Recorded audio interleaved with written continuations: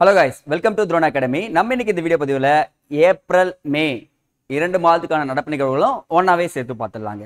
So இந்த பொறுத்த வரைக்குமே உங்களுக்கு ஒரு நல்ல பெனிஃபிட் என்னன்னா, ஹிஸ்டாரிக்கல் பேக்ரவுண்ட் மட்டும் இல்லாமல் ப்ரீவியஸ் இயர் மந்த்தில் பார்த்தோம் பார்த்தீங்களா, அந்த மந்தோட கரண்ட் அஃபேர்ஸும் நான் இன்டர்லிங்க் பண்ணிடுறேன். அப்படியே என்ன பண்ணிக்கலாம், ரீகால் மெத்தடும் இருக்கும். ஸோ அப்படியே என்ன பண்ணலாம், உங்களுக்கு ஈஸியாகவும் எக்ஸாமுக்கு பயன்படக்கூடிய மாதிரியும் நம்ம சொல்லி கொடுத்துடலாங்க. ஃபர்ஸ்ட் நியூஸ்லேருந்து கடைசி நியூஸ் வரைக்கும் அப்படியே வாட்ச் பண்ணிட்டே வந்துட்டு பார்க்கலாம். ஃபர்ஸ்ட் நியூஸ் பாருங்க.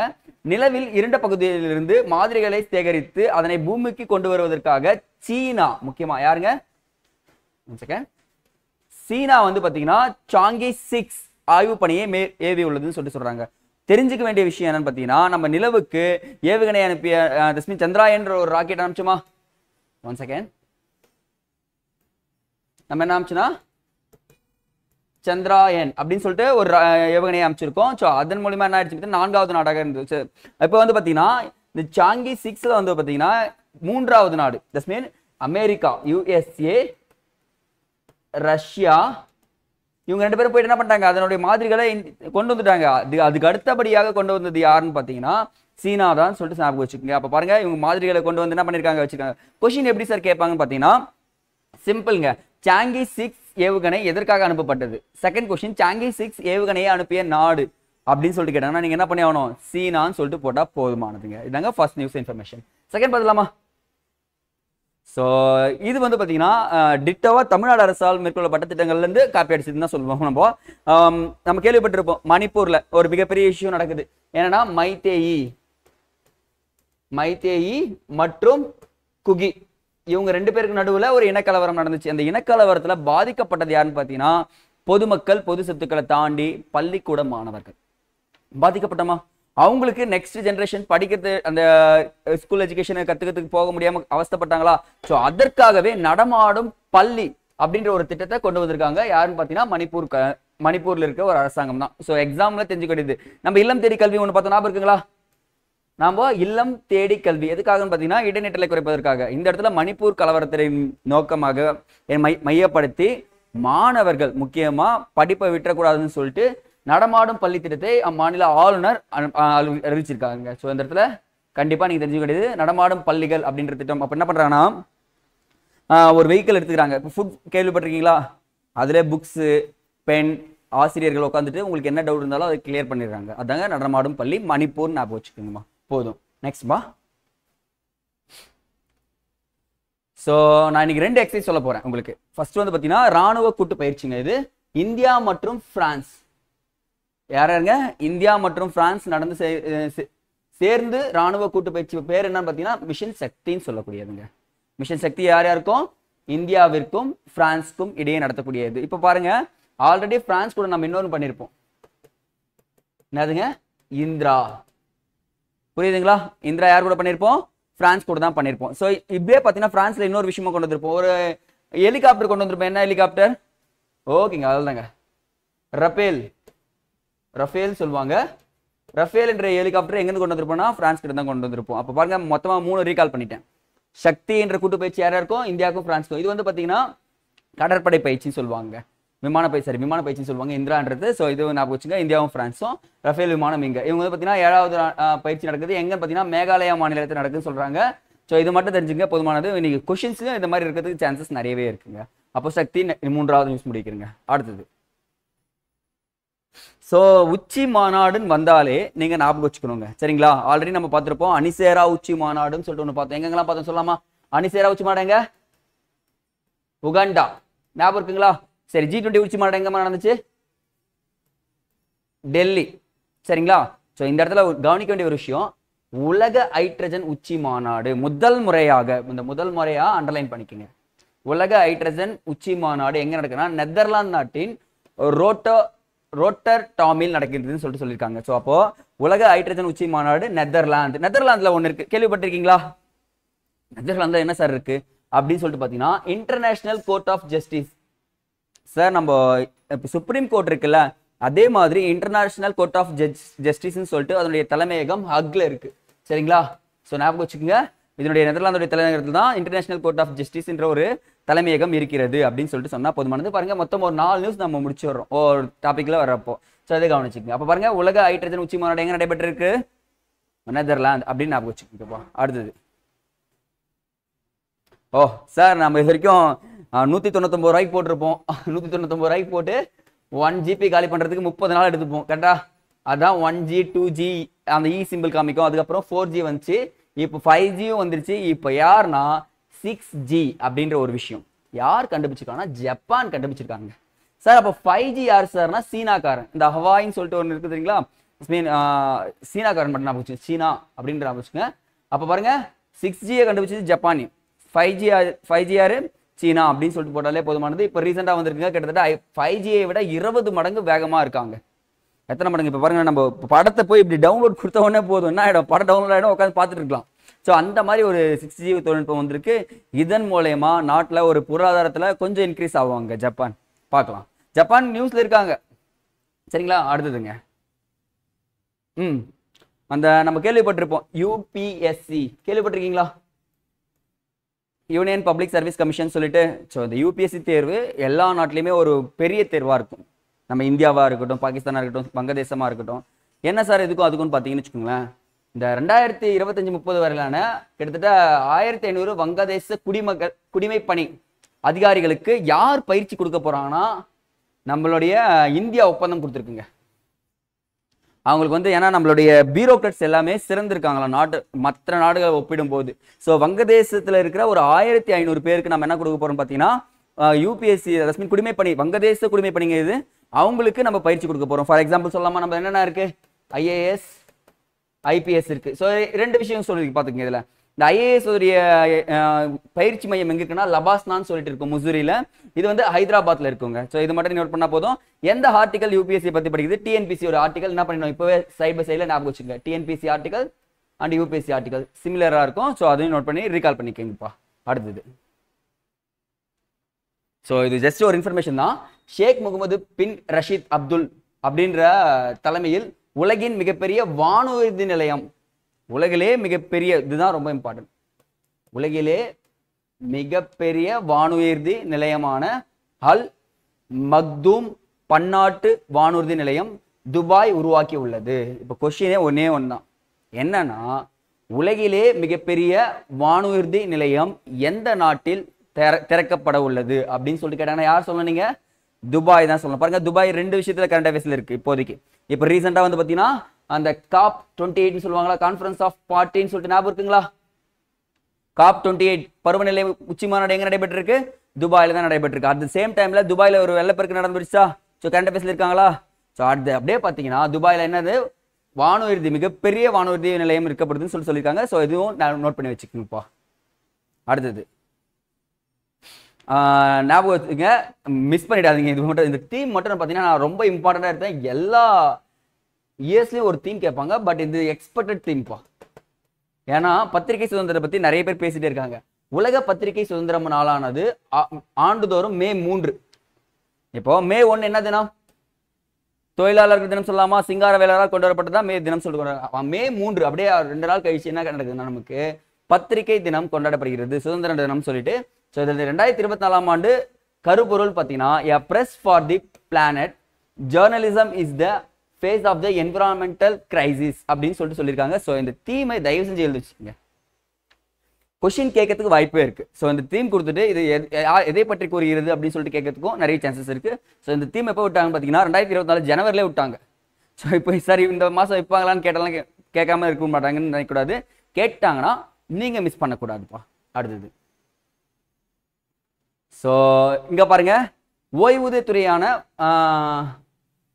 பவிஷியா என்ற இணையதளத்தை தொடங்கி உள்ளதுன்னு சொல்றாங்க. இந்த ஓய்வூதியம் கொடுக்குறாங்களா பென்ஷன் ஸ்கீம், அதுக்காக ஒரு இணையதளம் இருக்கு. இப்போ பவிஷியா அப்படின்னு சொல்லிட்டு கேட்டாங்கன்னா உங்களுக்கு பவிஷியா எதனுடன் தொடர்புடையதுன்னா ஓய்வூதியத்துடன் தொடர்புடையதுன்னு சொல்லிட்டு போடணுங்க. இது ஓய்வு பெற்ற அரசாங்க ஓய்வூதியர்களுக்கான ஓய்வூதிய செலுத்து தொகை மற்றும் மானியங்களை கண்காணிக்கும், எவ்வளோ போயிருக்கு எவ்வளோ வந்திருக்கு அப்படின்னு சொல்லிட்டு கண்காணிப்பாங்க. ஸோ ஞாபகம் வச்சுங்க, பவிஷியா என்ற எதனோட தொடர்புனா ஓய்வூதியம் அப்படின்றத எழுதி வச்சுக்கோங்க, வேற எதுவுமே பண்ணக்கூடாது. அடுத்தது, ஸோ ஆப்ரேஷன்ஸ் கேள்விப்பட்டிருக்கீங்களா? ஆப்ரேஷன் கங்கா, ஆப்ரேஷன் சக்தின்னு சொல்லிட்டு வெளிநாட்டிலேருந்து மாணவர்களை கொண்டு வர்றது, நம்ம மற்றவங்க நாடுகளுக்கு உதவுறதுன்னு சொல்லிட்டு. ஸோ சுற்றுலா பயணம், இந்தியாவில் சுற்றுலாவில் பெரிய மாநிலம் எதுன்னு கேட்டால் தமிழ்நாடு தாங்க. இந்தியாவில் சுற்றுலாத்துறையில் சிறந்து விளங்கும் முதல் மாநிலம் கேட்டால் தமிழ்நாடு தான், கண்ணை மூடிட்டு போடலாம். அப்போ இந்த கேதார்நாத் சர்தாம் யாத்திரைக்கு பக்தர்கள் குவிந்து வரும் நிலையில் உத்தரகாண்ட் பா வந்துட்டார் பாருங்க. யாருங்க? எந்த உத்தரகாண்ட்? நம்ம உத்தரகாண்ட். இப்ப எடுக்கலாமா? உத்தரகாண்ட் அஞ்சு சொல்றேன், கரெக்டா இருக்கான்னு பாருங்க. யூனிஃபார்ம் சிவில் கோட் ஞாபகம் இருக்குங்களா? யார் சுதந்திரக்கு பிறகு அறிமுகம் செய்து யாருன்னா உத்தரகாண்ட் தான். ரெண்டாவது பாருங்க, ஆல் இல்லா ஆம்புலன்ஸ் சேவை. ஆம்புலன்ஸ் சேவையை கொடுத்துறேன். ஓகேப்பா, நான் ஆம்புலன்ஸ் சேவையை எடுத்துன்னு போய் சொல்றேன். மூன்றாவது பாருங்க, விவசாயிகள் வெளி மாநிலத்திலிருந்து விவசாய நிலங்களை வாங்கக்கூடாதுன்னு சொல்றாங்களா? தம்பி நீங்க எந்த ஊரான்மா இருந்துட்டு போங்க, உத்தரகாண்ட் வந்தா என்ன பண்ண முடியாது, விவசாய நிலங்களை வாங்க முடியாதுன்னு சொல்றாங்க. அடுத்தது 38வது தேசிய விளையாட்டு போட்டி யார் நடத்த போறாங்க? உத்தரகாண்ட் தான் பண்ண போறாங்க. 37வது எங்க நடந்துச்சுன்னா கோவால நடந்திருக்கு. அப்ப பாருங்க 38வது தேசிய விளையாட்டு போட்டி யார் பண்ண போறாங்கன்னா உத்தரகாண்ட். அப்ப பாருங்க நம்ம உத்தரகாண்ட்னு சொல்லிட்டு கமெண்ட் செக்ஷன்ல கமெண்ட் பண்ணிருப்பாங்க நிறைய பேர். ஓகே பார்த்திருக்கோம். சோ அப்ப இந்த உத்தரகாண்ட் அப்படின்றத நீங்க எடுத்துட்டீங்கன்னா இவங்க என்ன ஆபரேஷன் மெயின் பண்றாங்கன்னா ஆபரேஷன் மரியாதை. தமிழ் அழகா இருக்கா பாருங்க. ஆபரேஷன் மரியாதையை யார் தொடங்குறாங்கன்னா உத்தரகாண்ட் மாநிலம் தொடங்குகிறது. எதற்காகன்னு பார்த்தீங்கன்னா அந்த கேதார்நாத் கோயிலில் வராங்க பார்த்தீங்கன்னா குவிந்து வரும் பக்தர்கள மரியாதையா எடுத்துட்டு போயிட்டு அது இல்லாம யாருக்கும் எந்த ஒரு பிரச்சனையும் இல்லாம கொண்டு வரதுக்காக தொடங்கப்பட்டது தான் ஆபரேஷன் மரியாதை. எந்த மாநிலம்? உத்தரகாண்ட் மாநிலம். மறக்க கூடாதுங்க. அடுத்தது சோ ஓகே சார், நான் வீட்டில் உட்காந்துட்டு இருக்கேன், நான் மோட்டர் போட்டு வந்துட்டேன், தண்ணி ரொம்பிச்சான்னு தெரியல, நான் டக்குன்னு ஆஃப் பண்ணோம், அது மாதிரி எதனா ஸ்கீம் இருக்கா அப்படின்னு சொல்லிட்டு என்கிட்ட கேட்குறீங்க. நான் என்ன பண்ணுவேன், அதுக்காக ஒரு ஸ்கீம் ஒருத்தர் ஆரம்பிச்சிட்டாங்க, அந்த மாநிலம் பேர் தான் ராஜஸ்தான் அப்படின்னு சொல்லிடுவேன் உங்ககிட்ட. யாருங்க? ராஜஸ்தான். விவசாயத்திற்காக டிஜிட்டல் முறையிலான நீர் விநியோக முறையை அறிமுகம் செய்துள்ளது. முடிஞ்சே போச்சு பாருங்க. விவசாயத்திற்கான நீர் விநியோக முறையை அறிமுகம் செய்துள்ள மாநிலம் கேட்டாங்கன்னா ராஜஸ்தான். அதுக்கு ஒரு பேர் வச்சிருக்காங்க இந்த நீர் விநியோகத்துக்கு, பாரபந்தி. பாரபந்தி அப்படின்றது. இப்போ ஒரு கொஸ்டின் உங்களுக்கு, இந்த ஒரு துளியில அதிக மகசூல் கேள்விப்பட்டிருக்கீங்களா? ஒரு துளி அதிக மகசூல் எந்த திட்டங்க? யாரா சொல்லுங்க கரெக்டா. ஒரு துளி அதிக மகசூல் என்ன யோஜனா? பிரதான் மந்திரி கிருஷி சிஞ்சாய் யோஜனா. இதுதாங்க கொஸ்டின் உங்களுக்கு. சிம்பிளா கேட்டு முடிப்பாங்க. பிரதான் மந்திரி கிருஷி சிஞ்சாய் யோஜனா எதுன்னு சொல்லிட்டு கேட்டாங்கன்னா என்ன சொல்லணும் நீங்க? ஒரு துளி அதிக மகசூல் சொல்லணும். அப்ப பாருங்க இதை யார் கரெக்டா பயன்படுத்திருக்காங்கன்னா ராஜஸ்தான் மாநிலம் பயன்படுத்திருக்காங்க. அதுக்கு என்ன பேர் வச்சிருக்காங்க? பாரபந்தி அப்படின்னு சொல்லிட்டு பேர் வச்சிருக்காங்க. சோ ராஜஸ்தான் வேற ஒரு விஷயத்த கரண்ட் அஃபேர்ஸ்ல இருக்காங்க. என்னன்னு பாத்தீங்கன்னா சாம்பார் ஏரின்னு ஒரு ஏரி இருக்குங்க. கேள்விப்பட்டிருக்கீங்களா? சரிங்க, சாம்பார் ஏரி சால்ட் வாட்டர் லேக்குங்க. இந்த வந்து பாத்தீங்கன்னா பறவைகள் இறந்து போச்சு அதிகமா. சோ அதனால சாம்பார் ஏரி இருக்கு. சோ அதையும் கொஞ்சம் பார்த்துங்க. பிங்க் சிட்டி அப்படியே ஞாபகம் வச்சுக்கலாம். அடுத்ததுங்க, சோ இது வந்து பாத்தீங்கன்னா ஜிம்பாப்வே அதன் பொருளாதாரத்தை உறுதிப்படுத்தும் நோக்கில் ஜிக், அந்த நாணயத்தின் பேர் என்னன்னு பாத்தீங்கன்னா ஜிக் என்ற நாணயத்தை அறிமுகம் செய்துள்ளது. இப்போ கொஸ்டின் என்னன்னா ஜிக் என்ற நாணயத்தை அறிமுகம் செய்த நாடு அப்படின்னு சொல்லிட்டு கேட்டாங்கன்னா ஜிம்பாப்வே. சோ அப்படியே நம்ம ஹிஸ்டாரிக்கலா வாங்க. நம்ம உதயகுமார் என்ன பண்ணாரு? 2010 10 ஜூலை 15 என்ன பண்ணாருன்னா நம்மளுடைய ரூபாய்க்கான சிம்பிளை கொடுத்தாரா உதயகுமார். ஸோ இது அப்படியே என்ன பண்றாங்க பார்த்தீங்கன்னா ஜிம்பாப்வே காப்பி பண்ணிட்டாங்க. நம்ம என்ன பண்ணணும் பார்த்தீங்கன்னா நமக்கு ஒரு நாணயத்துக்கு பேர் வைக்கணும், அதுதான் ஜிக்னு சொல்லணும். அது எந்த வருஷம் கண்டுபிடிச்சிருக்குன்னா 2024 ஜிம்பாப்வே பார்த்தீங்கன்னா நல்லா தெரிஞ்சுக்க. நம்ம இன்ஃபிளேஷன் பணவீக்கம்னு ஒன்று பார்ப்பீங்க தெரியுங்களா? அடிக்கடிக்க பணவீக்கம் நடக்கக்கூடிய ஒரு நாடு எதுனா ஜிம்பாப்வே தாங்க. ஒரு காலத்துல பணத்தை சும்மா வச்சிருந்தாங்கன்னா பொருள் இல்லைங்க அங்க. ஸோ அதுதான் பெரிய கிரைசிஸ் தான் இருந்துச்சு. ஸோ ஜிம்பாப்வே, ஹங்கேரின்னு சில நாடுகள்லாம் இருக்கு. ஸோ நம்ம ஜிம்பாப்வே ஞாபகம் வச்சுங்க, அறிமுகப்படுத்திருக்குன்னு சொல்றாங்க. ஸோ இந்த ஜிக் என்ற நாணயம் என்று பார்த்தீங்கன்னா இது மட்டும் நோட் பண்ணா போதுமானதுங்க, வேற எதுவும் தேவையில்லைங்க. அதெல்லாம் பாருங்க இங்க கொடுக்குறாங்க. தேய்மானம் அடைந்த ஜிம்பாப்வே டாலருக்கு மாற்றாக உள்ளதுன்னு சொல்லிட்டு சொல்லியிருக்காங்க. டாலருக்கு மாற்றா இது கொடுத்துருக்குன்னு சொல்லிட்டு சொல்லியிருக்காங்க. அடுத்தது ஸோ இந்த இடஒதுக்கீடு அப்படின்னு வந்துச்சுன்னு வச்சுக்கோங்களேன், நமக்கு ஹிஸ்டாரிக்கலா வந்து பார்த்தீங்கன்னா ஒரு வழக்கு இருக்குங்க. கேள்விப்பட்டிருக்கீங்களா? ஷண்பக துரைராமன் வழக்குன்னு சொல்லிட்டு. அதை ஃபர்ஸ்ட் பார்த்துக்கலாம்.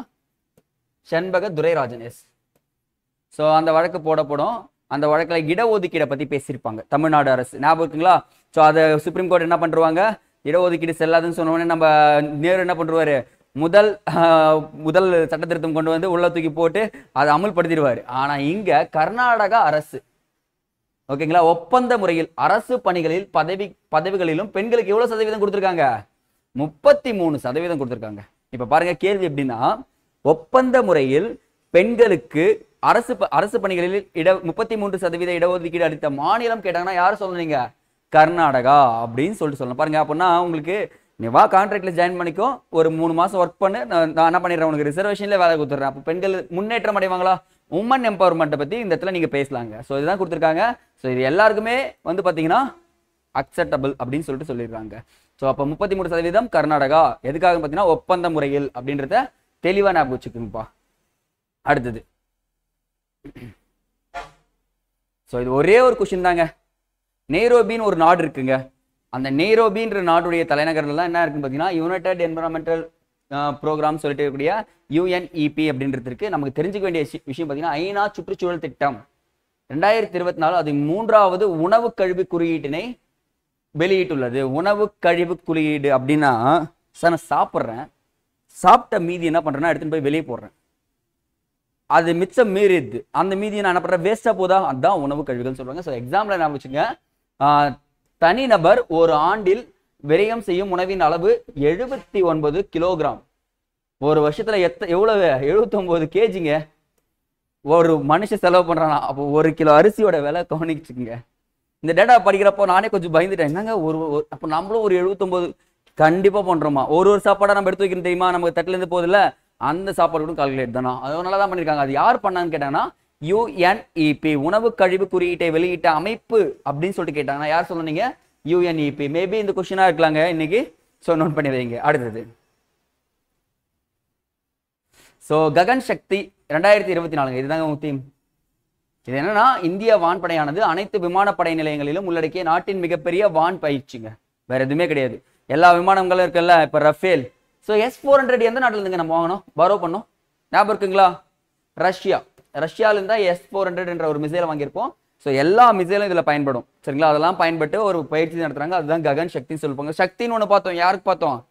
பிரான்ஸ் இந்தியா பண்றது தான் சக்தி. ஆனா ககன் சக்தின்னு வந்தாங்கன்னா இந்திய விமானப்படை அனைத்தும் சேர்ந்து பண்ணக்கூடியது தான் ககன் சக்தி அப்படின்ட்டு சொல்றாங்க. ஸோ இதை நோட் பண்ணி வைங்கப்பா. ஸோ இது கண்டிப்பா மிஸ் பண்ண மாட்டீங்க. வனவிலங்குக்கான கணக்கெடுப்பு நடக்க ஆரம்பிச்சிச்சு. ஆல்ரெடி நம்ம பார்த்துருப்போம் வரையாடுகள் கணக்கெடுப்பு தமிழ்நாடு பண்ண ஆரம்பிச்சிட்டாங்க, தமிழ்நாடும் கேரளாவும் சேர்ந்து. பட் தமிழ்நாட்டில் நாகப்பட்டினம் மாவட்டத்தில் உள்ள கோடியக்கரையில் அமைந்துள்ள கோடியக்கரை வனவிலங்கு சரணாலயத்தில் வனத்துறை யாருங்க பண்றதுன்னா வனத்துறை தான் பண்றாங்க. இந்த இடத்துல நோட் பண்ணுங்க, தமிழ்நாடு அரசு கிடையாது, வனத்துறை தான் அடிக்கடி கணக்கெடுப்பு நடத்துறாங்க. ஆண்டுதோறும் வனவிலங்குகள் கணக்கெடுப்பை நடத்தி வருகிறது. அப்ப வரையாடு யார் பண்ணாங்க? தமிழ்நாடு அரசு. ஆனா இந்த இடத்துல யார் பண்றாங்கன்னா வனத்துறை பண்ணுதுன்னு சொல்லியிருக்காங்க. சோ அந்த காலிமர் முனை என்று அழைக்கப்படுகிற மறைக்காட்டிற்கு தெற்கே சுமார் 9 கிலோமீட்டர் தொலைவில் சோழமண்டல கடற்கரையில் அமைந்துள்ளது அப்படின்னு சொல்லியிருக்காங்க. ஸோ காலிமர் முனைன்னு சொல்லிட்டு ஒன்று இருக்கும். அது எங்க இருக்குன்னு பார்த்தீங்கன்னா கன்னியாகுமரின்னு சொல்லிட்டேன். திருமறை காட்டிற்கு தெற்கே சுமார் 9 கிலோமீட்டர் தொலைவில் அமைஞ்சிருக்கு. ஸோ நம்ம எக்ஸாம் பாயிண்ட் ஆஃப் ரிலேட்டடாக பார்த்தீங்கன்னு வச்சுக்கோங்களேன், தமிழ்நாட்டுடைய எல்லைகளில் கோடியக்கரை ஒன்றா இருக்கா பாருங்க. ஸோ அதை மட்டும் நம்ம ரீகால் பண்ணிட்டா போதுமானதுங்க, வேற எதுவும் தேவையில்லை. அப்போ வனத்துறையை ஸ்டார்ட் பண்ணிட்டாங்கன்றதை நான் வச்சுங்க. அடுத்தது ஸோ கொஸ்டின் எப்படி இருக்குன்னா உங்களுக்கு இது மட்டும் தாங்க இருக்கும். R21 மேட்ரிக்ஸ் M எதனுடன் தொடர்புடையதுன்னா மலேரியா. கண்ணை மூடிட்டு போடலாங்க. ஸோ மலேரியாவை எதிர்த்து போராடுவதற்காக உருவாக்கப்பட்ட ஒரு மருந்துனா R21 மேட்ரிக்ஸ் M. மறக்காதீங்க. ஏன்னா இந்தியா மலேரியாவை ஒழிக்க இலக்கு நிர்ணயித்த ஆண்டு என்னன்னு சொல்ல முடியுமா? சொல்லுங்க பார்க்கலாம். 2023 இல்லைங்க, சாரிங்க, 2030ங்க. சரிங்களா? மலேரியாவை ஒழிக்க இந்தியா இலக்கு நிர்ணயித்த ஆண்டு 2030ஆம் ஆண்டு ஒழிச்சிருக்காங்க, இலக்கு நிர்ணயிச்சிருக்காங்க. ஸோ அதுக்காக ஒரு மருந்து கண்டுபிடிக்கப்பட்டிருக்கு. R21 மேட்ரிக்ஸ் M என்ற சொல்ற ஒரு மருந்து. இது ஆப்பிரிக்காவுக்கு ஏற்றுமதி செய்யப்படுகிறது. யார் கண்டுபிடிச்சாங்கன்னா இந்தியா தான் கண்டுபிடிச்சிருக்காங்க. இப்போ கோவேக்சின் அடுத்து வந்து பார்த்தீங்கன்னா R21 மேட்ரிக்ஸ். இப்போ இது 3 பேர் லிங்க் பண்ணிக்கலாமா? அப்போ பாருங்க, இந்த இடத்துல ஆப்பிரிக்காவிற்கு அனுப்பப்படுகிறது அப்படின்னு சொல்லிட்டு சொன்னா போதுமானதுப்பா. அடுத்தது ஸோ இது ஒரு திருவிழாங்க சார். திருவிழானாலே ஜாலியாக இருக்கும் சார். ஆல்ரெடி நான் ஒரு 4 திருவிழா சொல்லியிருக்கேன். திருவிழா சொல்கிறேன், இது முடிச்சுட்டு அதெல்லாம் கரெக்டாக இருக்கான்னு செக் பண்ணிக்கோங்க. சமய விளக்கு அல்லது குளங்கரா திருவிழா. ஈஸியாக நான் பிடிச்சிக்கலாம். இந்த குளங்கரான்னு வந்தாலே நம்ம யார் வந்துருவாங்கன்னா கேரளா மாநிலம் வந்து அமைந்துள்ள பகவதி தேவிக்கு திருக்கோவிலில் என்ன பண்றாங்கன்னா ஒரு திருவிழா கொண்டாடுறாங்க. அதுதான் வந்து பார்த்தீங்கன்னா சமய விளக்கு திருவிழா அப்படின்னு சொல்றாங்க கேரளா மாநிலத்தில். அப்போ இந்த விழாவின் போது ஆண்கள் பெண்கள் உடைகளை அணிந்து கொண்டு விளக்குகளை ஏந்தி ஊர்வலமாக செல்வாங்க. 2 பேருமே. இப்போ பெண்கள் கிடையாது, ஆணும் கையில் எடுத்து போனா பெண்ணு கையில் எடுத்து போகலாம், எல்லாம் வீதி உலா போகலாம். அந்த இமேஜ் பார்த்துங்க, நல்லா இருந்துச்சுங்க. ஏன்னா ஒயிட் ட்ரெஸ்ல என்ன சொல்லுவாங்க, ஃபுல்லாகவே பார்த்தீங்கன்னா கையில் விளக்கு ஏற்றி போயிட்டு இருக்காங்க. ஸோ எக்ஸாம் பாயிண்ட் ஆஃப் வியூவில் பாருங்களேன், ஒரு 4 திருவிழா சொல்கிறேன், கரெக்டாக செக் பண்ணுங்க பார்க்கலாம். இந்த ஹாரன்பில் திருவிழான்னு ஒன்று பார்த்தோமா, எங்கம்மா ஹாரன்பில் எங்கம்மா? நாகாலாந்து, கரெக்டா பாருங்க. அந்த துலிப் மலர் திருவிழா எங்கம்மா பார்த்தோம்? துலிப் மலர் திருவிழா ஜம்மு அண்ட் காஷ்மீர், கரெக்டா? ஜம்மு அண்ட் காஷ்மீர் பார்த்தோம்.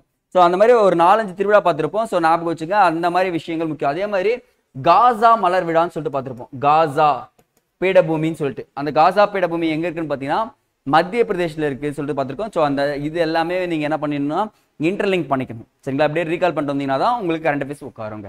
அடுத்ததுங்க ஓகே பாருங்க, இந்த இது ரொம்ப முக்கியங்க.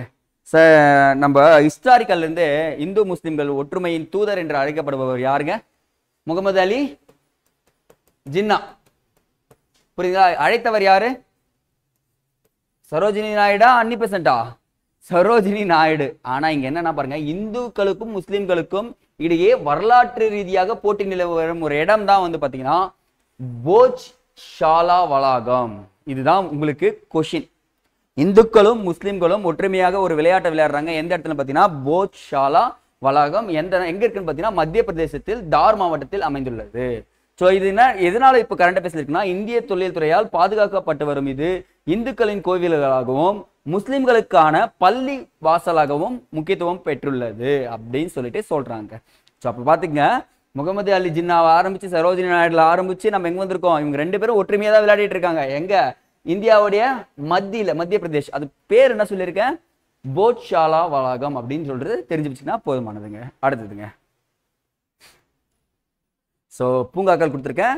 தமிழ்நாடு மாநில வனத்துறை அப்படின்னு சொல்லுவாங்க. இந்தியாவுடன், அதாவது WWF கூட சேர்ந்து இந்தியாவுடன் இணைந்தும் முக்கூர்த்தி தேசிய பூங்காவில் உள்ள நீலகிரி வரையாட்டிற்கு ரேடியோ கழுத்துப்பட்டையை அணிவித்தது. இந்த ரேடியோ கழுத்துப்பட்டை கேள்விப்பட்டிருக்கீங்களாங்க? யாருன்னா சில விலங்குகளுக்கு கழுத்துல ஜிபிஎஸ் ஃபிக்ஸ் பண்ணிருவாங்க. அந்த விலங்கு ஒரு வருஷத்துக்கு எங்கெல்லாம் போய் வருது, அந்த விலங்கு என்னென்னலாம் பார்க்குது அப்படின்னு சொல்றது கேமராவும் ஃபிக்ஸ் பண்ணியிருப்பாங்க சில இடங்களில். இதுக்கு என்னன்னா கேமராவும் ஃபிக்ஸ் பண்ணியிருக்காங்க. ஸோ நீலகிரி தார் என்று அழைக்கப்படுகின்ற நீலகிரி வரையாடு தமிழ்நாட்டின், ஸோ எக்ஸ்ட்ரா இன்ஃபர்மேஷன் தான் கொடுத்துருக்கேன். ஸோ பட் ஆனால் முக்கூர்த்தி தேசிய பூங்கா தான் உங்களுக்கு முக்கியம். முக்கூர்த்தி தேசிய பூங்காவில் தான் அந்த வரையாடுக்கு என்ன பண்ணியிருக்காங்க? பெல்ட் அணிவிச்சிருக்காங்க அப்படின்றத தெரிஞ்சுக்கினா போதுமானதுங்க. அடுத்ததுங்க, டிஜி யாத்ரா. ஸோ ரொம்ப ரொம்ப இம்பார்ட்டன்ட்ங்க.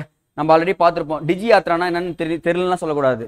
விமான நிலையங்களுக்கு நீங்க போறீங்கன்னா முதல் இடத்துல உங்களை ஸ்கேன் பண்ணுவாங்களா? அந்த ஸ்கேன் பண்றப்போ உங்களுடைய மொத்த இன்ஃபர்மேஷன் தெரிஞ்சிடும். அதுதான் டிஜி யாத்ராங்க. டிஜி யாத்ரானா சார் பிரதமர் மோடி நடந்து போனாரு, முக ஸ்டாலின் நடந்து போனார்லாம் ஞாபகம் வைக்க. யாத்ரானா நடக்கிறதுன்னு அர்த்தம். ஆனா இந்த இடத்துல யாத்ரானா வந்து பாத்தீங்கன்னா ஐடென்டிபிகேஷன் சொல்லுவாங்க. அறிமுகப்படுத்திய இந்தியாவின் 14வது விமான நிலையம் யாருன்னா கோவா. 14வது விமான நிலையம் யாரு சொல்றேன்? நான் கோவாவை சொல்றேன். அப்ப டிஜி யாத்ராவை அறிமுகம் செய்த 14வது விமான நிலையம் எதுன்னு சொல்லிட்டு கேட்டாங்கன்னா நீங்க என்ன பண்ணி ஆகணும்? கோவாவை போட்டா போதுமானதுங்க. கோவாவில் உள்ள மனோகர் சர்வதேச விமான நிலையம்ங்க. அந்த பேர் முக்கியங்க. அப்ப மனோகர் சர்வதேச விமான நிலையம் எங்க அமைந்துள்ளது அப்படி சொல்லி கேட்டாங்கன்னா சொல்லணும் கோவா சொல்லிட்டு சொன்னா போதும். அப்ப டிஜி யாத்ரா 14 முறைனா கோவா அதுன்னு சொல்லிட்டு சொன்னா போதுமானது. அப்ப நம்ம ஆல்ரெடி பார்த்தோமா, யூனிஃபார்ம் சிவில் கோட் ஃபர்ஸ்ட் சுதந்திரத்துக்கு முன்னாடி அறிமுகம் செய்தது யாருன்னா கோவா தான். அப்ப 37வது தேசிய விளையாட்டை அறிமுகம் நடத்தியது யாருன்னா கோவா தான். அப்ப கோவா வந்து பாத்தீங்கன்னா நிறைய கரண்ட் அஃபேர்ஸ்ல இருக்கிறதால அப்படியே கவுண்ட் பண்ணிட்டே வந்துருங்க. அடுத்ததுங்க, ஸோ பாருங்க, நம்மளுடைய பூமியில குப்பைகள் அதிகமா இருக்குன்னு சொல்லிட்டு சொல்றோம். பெரிய தவறுங்க. என்ன சார் சொல்றீங்கன்னா? ஆமாங்க, லைக் இதுதான் பூமின்னு வச்சுக்கோங்களேன். இதை சுத்தி நம்ம என்ன பண்றோம்? சேட்டலைட்டை நிலைநிறுத்திடுறோம். இங்க ஒரு வருஷத்துக்கு ஒரு 5 சேட்டலைட் என்ன பண்ணணும்னு வச்சுக்கோங்களேன். ஸோ உலக நாடுகள்லாம் இருக்குமா? அவங்க எல்லாருமே என்ன பண்ணுவாங்க? அந்த பூமியோட எர்த் ஆர்பிட்ல நிலைநிறுத்துவாங்களா? இப்ப நிலைநிறுத்தும் போது விண்வெளியில கழிவுகள் அதிகமாயிடுமா? ஆகுதுங்களா இல்லைங்களாங்க? ஆகுது. அதுக்காக தான் இந்தியா என்ன பண்ணுதுன்னா மிஷன் சக்தி அப்படின்றத கொண்டு வராங்க. ஞாபகம் வச்சுங்க, மிஷன் சக்தின்றது விண்வெளி கழிவுகளை அகற்றுவதற்காக கொண்டு வரப்பட்ட ஒரு திட்டம் தான் மிஷன் சக்தி. என்ன பண்ணுவாங்கன்னா டைரக்டா அங்க கழிவுகள் மேல ஏவுகணை செலுத்தி அதை ஃபுல்லாவே டெஸ்ட்ராய் பண்றதா சொல்றாங்க. ஆனா இந்த இஸ்ரோ தலைவர் என்ன சொல்லியிருக்காருன்னா இந்த இடத்துல ஒரு நிமிஷம், சரி ஓகே, இப்ப என்ன பண்ணலாம்? அது ஃபுல்லா எழுதிடுறேன், பிரச்சனை இல்லை, பார்த்துக்கலாம். கவனிங்கம்மா, இஸ்ரோ தலைவர் சோம்நாத் 42வது கூட்டத்தில் என்ன சொல்லியிருக்காருன்னா 2030ஆம் ஆண்டுக்குள் குப்பை இல்லாத விண்வெளியை அடைவதற்கு இந்தியாவின் இலக்கை நிர்ணயிச்சார். எத்தனை? 2030க்குள்ள என்ன பண்ணுவாங்க? இந்தியா மேல எந்த குப்பையும் இருக்காது, எல்லாத்தையும் காலி பண்றோம்னு சொல்றாங்க. அதெல்லாம் அநியாயத்துக்கு போய் என்ன ஆகும்னா இந்த டெப்ரிஸ், ஸ்பேஸ் டெப்ரிஸ்ன்றது சுத்திட்டு தான் இருக்கும். ஏன்னா அதுக்கு கிராவிட்டி கிடையாது. அவ இந்தியா மேல சுத்துதா அதர் கண்ட்ரில சுத்துதான்லாம் கண்டுபிடிக்கவே முடியாது. ஸோ ஸ்பேஸ் டெப்ரிஸ் அழிக்கிறதுக்காக கொண்டு வருவது மிஷன் சக்தின்றது தெரிஞ்சுக்கங்க. எந்த ஆண்டு நம்ம இலக்கு வச்சிருக்கோம்னா 2030 தெரிஞ்சுட்டா போதுமானதுங்க. நம்ம ஒரு திட்டம் அறிவிச்சு ஞாபகம் இருக்குங்களா?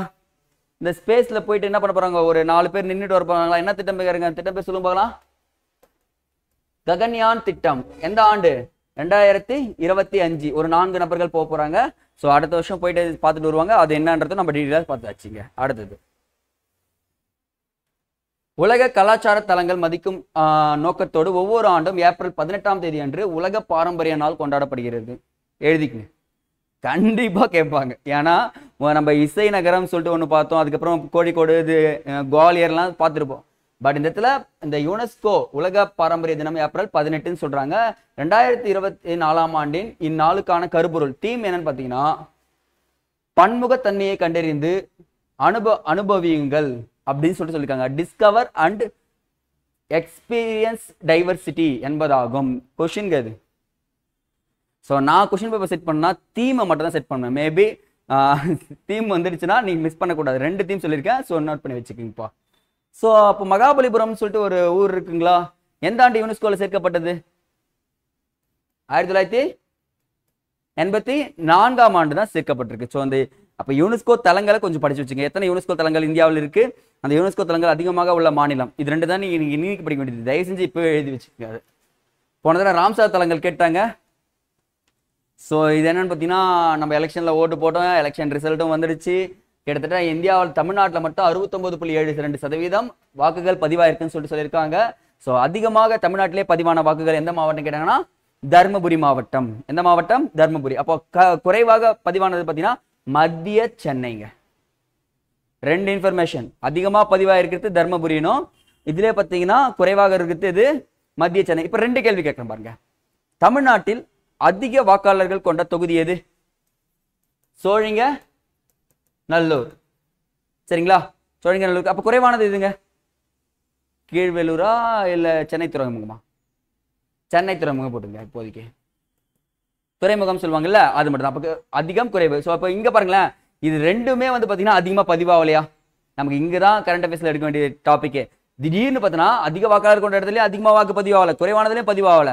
பட் ஆனால் இங்கே மாடரேட்டாக இருக்கிறதுல ஃபுல்லாக பதிவாயிருக்கு அப்படின்றது சொல்கிறாங்க. ஸோ இது 2த்தையும் ஞாபகம் வச்சுக்க. மொத்தமாக வந்து பார்த்தீங்கன்னா 2019 அதிகமாக இருந்துச்சு. ஆனால் இப்போ 2020 வந்து பார்த்தீங்கன்னா 2024 கம்மியாக இருக்கு நம்மளுடைய மக்களவை தேர்தலில். அப்போ என்னன்னா ஓட் போடுறவங்களுடைய எண்ணிக்கை குறைஞ்சிருச்சுன்னு சொல்லிட்டு இங்கே சொல்லியிருக்காரு. பரவாயில்ல, நெக்ஸ்ட் ஜென்ரேஷனில் பார்த்துடலாம். ஸோ இது வந்து ஸ்டாட்டிக் வித் கரண்ட் அஃபேர்ஸ். என்ன சார், பூமியானது சூரியனை சுற்றி வருகிறது, மகர ரேகையில் ஒரு முறையும் படுது, கடக ரேகையில் ஒரு முறை படுதா? அப்போ அண்மையில் புதுச்சேரியில் சார் அந்த சுழி நிழல் நாளாக காணப்பட்டதுன்னு சொல்றாங்க.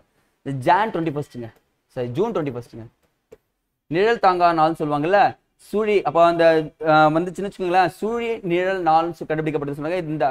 இது ஆண்டுக்கு 2 முறை கடகரேகைக்கும் மகர ரேகைக்கும் இடையில் நிகழ்கிறது அப்படின்னு சொல்லியிருக்காங்க. ஸோ நம்ம ஸ்டாட்டிக் போர்ஷன்ல நீங்க எடுத்து பார்த்தீங்கன்னா நம்ம வீடியோவில் இதை பத்தி நிறைய எக்ஸ்பிளைன் சொல்லியிருப்போம். அப்போ எந்த இடத்துல காணப்படுதுன்னா பாண்டிச்சேரி சொல்லிட்டு சொன்னா போதுமானதுங்க. அடுத்ததுங்க, ஸோ இந்த டே ஒரு டே இருக்கும். ஜூன் 21 என்ன டே? இன்டர்நேஷனல் யோகா டே. அப்போ இன்டர்நேஷனல் யோகா டேவை இன்ட்ரடியூஸ் பண்ணதே யாருன்னு பார்த்தீங்கன்னா இந்தியா தான் இன்ட்ரடியூஸ் பண்ணியிருப்பாங்க. ஸோ இது கொஞ்சம் எழுதி வச்சுக்கோங்க. ஸோ இதை வச்சு இன்னொரு கொஸ்டின் கேட்கலாங்க. இன்டர்நேஷனல் சோலார் அலைன்ஸ் அப்படின்னு சொல்லுவாங்க. இங்க பாருங்க, இந்த 2 லைன் கொடுத்துருக்காங்க பாருங்க. இது கடக ரேகைக்கும் மகர ரேகைக்கும். இன்டர்நேஷனல் சோலார் அலைன்ஸ்ல கடக ரேகை மற்றும் மகர ரேகையில் உள்ள நாடுகள் மட்டுமே ஃபர்ஸ்ட்ல ஜாயின் பண்ணியிருப்பாங்க. ஸோ இதுவும் ஞாபகம் வச்சுக்கோங்கப்பா. அடுத்தது இன்னும் 2 தான் இருக்கு, முடிச்சிடலாம். வட லடாக்கில் அதன் உத்திச்சார் முக்கியத்துவம் வாய்ந்த தளத்திற்கு இன்றியமையாத சியாச்சின் பனிப்பாறையை பாதுகாப்பதற்காக இந்திய ராணுவம் ஒன்று பண்ணாங்க. அதுதான் ஆப்ரேஷன் மேகதூதும். இதுதாங்க கொஸ்டினே. அதுதாங்க ஆப்ரேஷன் மேகதூது எங்க நடந்துச்சுன்னா சியாச்சின் பனிப்பாறைன்னு சொல்லுவாங்க, சியாச்சின் கிளேஷியன் சொல்லுவாங்க. இது நிறைவடைந்து 40 ஆண்டுகள் ஆச்சு. அதனால இப்போ வந்து பார்த்தீங்கன்னா 40வது ஆண்டு விழா கொண்டாடினாங்க. அதனால இப்போ ரீசெண்டாக கரண்ட் அஃபேர்ஸ்ல இருக்கு. அப்போ சியாச்சின் அப்படின்ற இடத்தை மீட்கிறதுக்காக இந்தியா ஒரு ஆப்ரேஷன் மேற்கொண்டாங்க. என்ன ஆப்ரேஷன் கேட்டாங்கன்னா ஆப்ரேஷன் மேகதூது. அப்போ ஆப்ரேஷன் மரியாதையை செஞ்சது யாருங்க? உத்தரகாண்ட். நம்ம உத்தரகாண்ட் கிடையாது, உத்தரகாண்ட் ஞாபகம் வச்சுங்க. அடுத்ததுங்க, ஸோ இதெல்லாமே ஜஸ்ட் இன்ஃபர்மேஷன் தான் கொடுத்துருக்கேன், பார்த்துக்கலாங்க. அடுத்தது சார், நம்ம இந்தியா வந்து பார்த்தீங்கன்னா 2025க்குள் யூரியா இறக்குமதியை முற்றிலும் என்ன பண்ண போறாங்கன்னா நிறுத்த போறாங்களாம். சார் அப்போ என்னதான் சார் யூரியாவை பயன்படுத்த போறதே இல்லையான்னு கேட்டீங்கன்னா அது தவறான விஷயங்க. யூரியாவுடைய உற்பத்தியை நாமளே என்ன பண்ண போறோம், இன்க்ரீஸ் பண்ண போறோம். தயாரிப்பை நம்ம நாட்டில் இன்க்ரீஸ் பண்ணிட்டு என்ன பண்ண போறோம், இதன் மூலயமா பல நாடுகளுக்கு நஷ்டம், நமக்கு லாபங்க. ஏன்னா நம்ம யூரியாவை நிறைய கண்ட்ரிஸ், இந்த ஓமன், ஏமன் இருக்கட்டும், சவுத் ஆப்பிரிக்கா கண்ட்ரில இருக்கட்டும், அந்த கண்ட்ரிலேருந்து தான் இம்போர்ட் பண்ணிட்டு இருக்கோம். ஸோ அதனால நம்ம வந்து மேக் இன் இந்தியா ஸ்கீம்னு ஒன்று இருக்கு பார்த்தீங்களா, ஸோ இதுக்குள்ள வந்துருவோம். சரிங்களா? அப்புறம் எந்த ஆண்டு யூரியா வந்து ஃபுல்லாக முற்றிலும் நிறுத்த போறாங்கன்னா 2025. ஸோ 2025 வேற எதனா இலக்கு வச்சுக்குமா? நான் வச்சு சொல்லும் பார்க்கலாம். என்ன இலக்கு? டிபியோட இலக்கு எது? காச நோய் 2025 மறக்கக்கூடாது. ஓகேங்களா? அதுதான் உங்களுக்கு கொஸ்டினாக வரும். ஸோ 2025 டிபினா யூரியாவும் எங்க சுத்தமாக நிறுத்த போறாங்க, 2025 தான் நிறுத்த போறாங்கிறத தெரிஞ்சுங்க. அடுத்ததுங்க, ஸோ புவிசார் குறியீடு திருப்பியும் நினைக்கிறேன், ஐ திங்க் எக்ஸாக்ட்லி மனத்தி சங்கிலி மிஜோரம் அண்மையில், ஆமாங்க புவிசார் குறியீடு தாங்க, எக்ஸாக்ட்லிங்க. ஏன்னா சித்தார்கள் மற்றும் தம்புராக்களை, என்னன்னா அந்த வீணைகள், மியூசிக்கல் இன்ஸ்ட்ருமெண்ட் இருக்குல்ல, அதுக்கு வடிவமைப்பதில் புகழ்பெற்ற நகரமாக விளங்கும் மகாராஷ்டிராவின் சங்கிலி மாவட்டத்தில் உள்ள மிராஜ் நகரம் அண்மையில் அதன் கைவினை திறனுக்காக புவிசார் குறியீடு பெற்றதுன்னு சொல்லியிருக்காங்க. இது என்னன்னா இது ரெண்டு மட்டும் புவிசார் குறியீடு போடுங்க. சித்தார்கள் மற்றும் தம்புராஜ் இது ரெண்டுக்கும் புவிசார் குறியீடு கொடுக்கப்பட்டிருக்கு. அப்ப புவிசார் குறியீடு அதிகமாக உள்ள மாநிலம் எதுங்க? கரெக்டா சொல்லுங்க பார்க்கலாம். குட். உத்தரப்பிரதேஷ். உத்தரப்பிரதேஷ் தாண்டிட்டாங்க. இப்போ கொஸ்டின் கேட்கலாம், உத்தரப்பிரதேசம் எத்தனை புவிசார் குறியீடுகளை வச்சிருக்குன்னு சொல்லிட்டு கொஸ்டின் கேட்கலாமா? ரெண்டாவது இருக்கு தான் நம்ம தமிழ்நாடுங்க. அப்ப தமிழ்நாடு புவிசார் குறியீடுல ரெண்டாவது இடத்துல இருக்கு. ஸோ ஃபேமஸ் சட்னி சார், நான் இட்லிக்கு அது எல்லாமே தொட்டுக்க மாட்டேன் சார் அப்படின்னு சொல்லிட்டு ஒரு சட்னி இப்போ ரீசெண்டாக வந்துச்சு. என்ன சட்னி? எறும்பு சட்னி. ஆக்சுவலாக அதெல்லாம் நான் பார்க்குறப்பவே பயந்தேன். ஓகே, நமக்கு நான் ஒடிசா போனால் கண்டிப்பாக சாப்பிட்டு வந்துருவாங்க, அதையும் நான் சொல்லிடுறேன் உங்ககிட்ட. அடுத்ததுங்க, ஸோ இது ஒன்றுங்க சாகர் கவாச். அப்படின்னா 2 நாள் கடலோர பாதுகாப்பு பயிற்சியாக நடத்தப்படுகிறது. எங்கன்னு பார்த்தீங்கன்னா லட்சத்தீவுகளில். கொஸ்டினே தான். யார் யார் பண்றாங்கன்னா இந்திய கடற்படை, இந்திய கடலோர காவல்படை, கடல்சார் காவல்படை, மீன்வளம் மற்றும் சுங்கத்துறை ஆகியவர்கள் எல்லாருமே சேர்ந்து பண்ணக்கூடியதுதான் சாகர் கவாச். நோட் பண்ணுங்க, முக்கியமான விஷயம், இந்த சாகர் அப்படின்னு வந்தாலே நீங்க என்ன பண்ணா கடல்னு ஞாபகம் வச்சுக்கோங்க, வேற எதுவுமே தேவையில்லை. இதுக்காக ஒரு ஸ்கீம் போடப்பட்டிருக்கு, சாகர் மாலா. ஞாபகம் இருக்குங்களா? சாகர் மாலா ப்ராஜெக்ட் அப்படின்னா என்னன்னா, இந்தியாவில் இருக்கக்கூடிய அனைத்து துறைமுகங்களையும் நவீனமயமாக்கி போக்குவரத்து வசதியை செஞ்சு கொடுக்கணும். அதுதான் சாகர் மாலா ப்ராஜெக்ட்னு சொல்லுவாங்க. ஸோ அப்போ சாகர்னு வந்தாலே உங்களுக்கு கடற்படை சேர்ந்த பயிற்சிகள் ஞாபகம் வச்சுக்கோங்க. அந்த நாளுமே இந்தியாவில் தான் நடக்குது. அடுத்ததுங்க, ரொம்ப ரொம்ப இம்பார்ட்டன்ங்க, வேலைக்கு பண்ணுங்க, தெரிஞ்சுக்கங்க.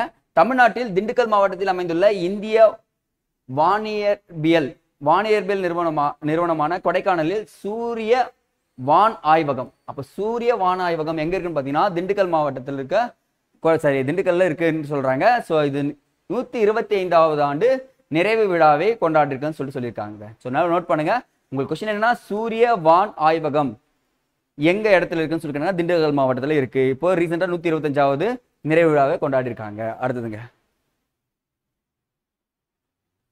2 நிமிஷம் தான் இருக்கு. ஸோ இதை முடிச்சிடலாம். இப்போ பார்த்தீங்கன்னு வச்சுக்கோங்களேன், அந்த ரெட் சீன்னு சொல்லுவாங்கல்ல, செங்கடல் பகுதியில் அந்த ஹவுதின்ற ஒரு கடற்கொள்ளைகள் என்ன பண்ணாங்கன்னா இந்திய கப்பலை கடத்தின்னு போயிட்டாங்க. அதை நம்ம இந்தியா வந்து மீட்டு வந்தாங்க. அந்த கடல் கப்பல் பேர் தாங்க உங்களுக்கு முக்கியம். கொடுத்துருங்க பாருங்க, இ அல் கம்பார். இதுதான் உங்களுக்கு முக்கியமா தெரிஞ்சுக்க வேண்டியது. அண்மையில் கடற்கொள்ளையால் இருந்து இந்திய கடற்படையால் மீட்கப்பட்ட ஈரானிய மீன்பிடிப்பு கப்பலின் பெயர்னு கேட்டாங்கன்னா இ அல் கம்பார். அப்ப என்னன்னா நம்ம இந்தியா தான் போய் அது ஃபுல் ஹெல்ப் பண்ணி என்ன பண்ணிட்டு தூக்கின்னு வந்துட்டோம் அப்படின்னு சொல்லிட்டு சொல்லியிருக்காங்க. ஸோ ஹிஸ்டாரிக்கலாக வந்து பார்த்தீங்கன்னா நமக்கு ராயல் கடற்படை கிளர்ச்சின்னு சொல்லிட்டு ஒன்று இருக்குது தெரியுங்களா, ஐஎன்எம்ல.